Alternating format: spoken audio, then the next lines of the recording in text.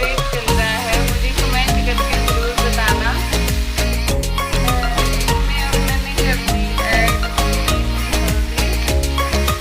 हल्का नमक, स्वाद अनुसार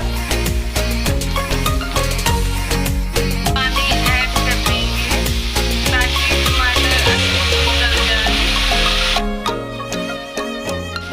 देखिए फ्रेंड्स, मसाला बनकर तैयार हो चुका है। अब इसमें हम ऐड